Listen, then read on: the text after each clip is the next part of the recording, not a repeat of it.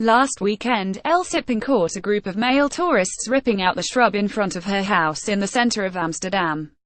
They were wearing pink dresses and they were very drunk. These kind of things happen all the time, she says matter-of-factly. It's worse when they throw up in your plant boxes because you can't rinse it away, you have to scoop it out.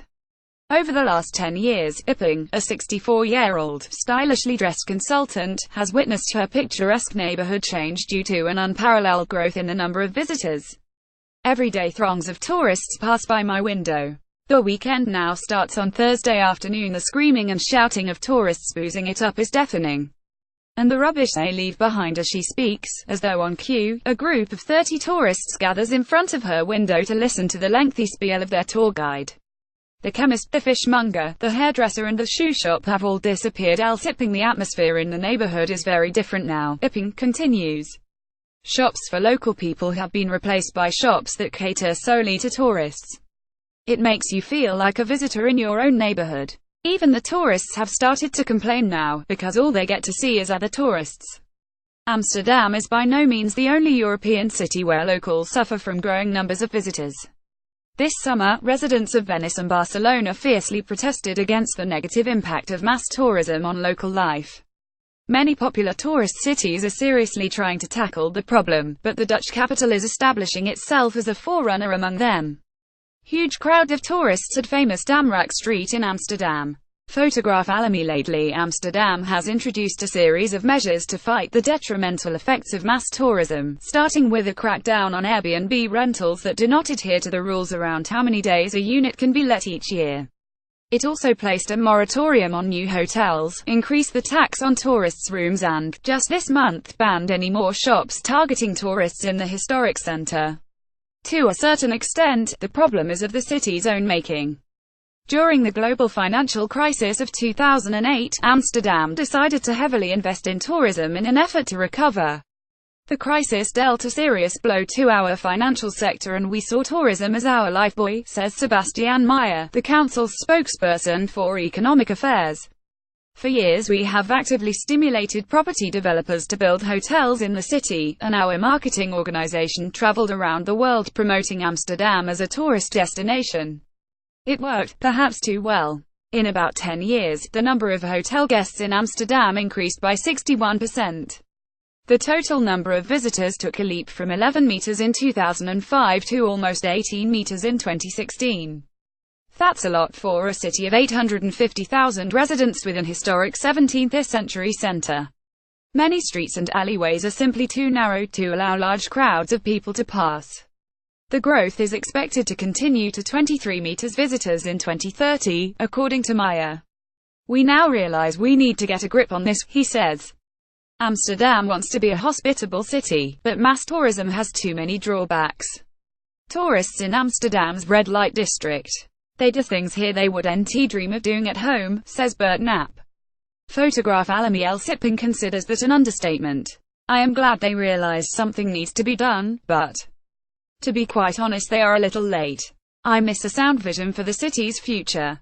The measures they're taking now are mainly in reaction to residents' complaints.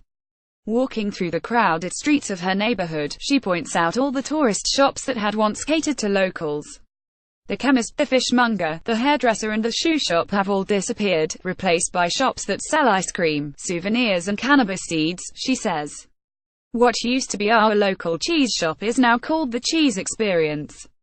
The shop assistants speak English and they only sell one type of pre-packaged cheese.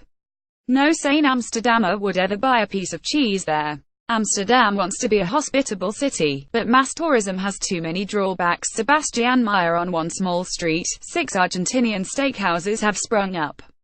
Growing tourism has effectively changed neighborhoods, says Ipping, with most landlords opting to rent out their properties to tourism service providers.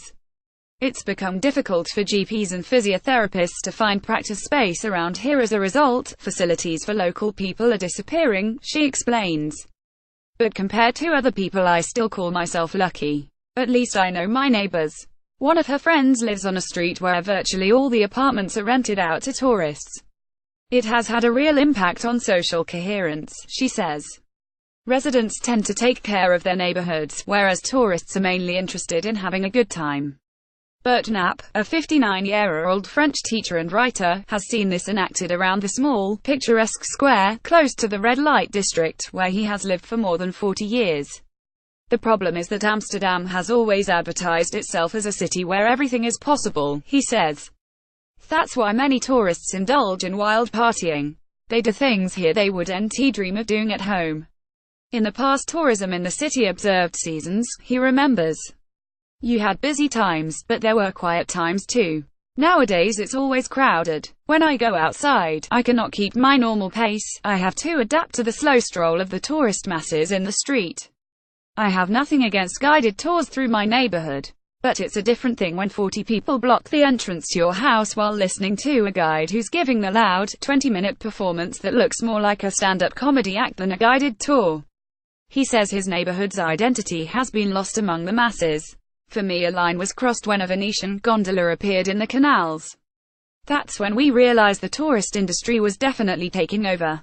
Elsipping singles out, as a particular low point, the introduction of the Beerfiets, a vehicle which is both a bicycle for about 12 people and a beer bar.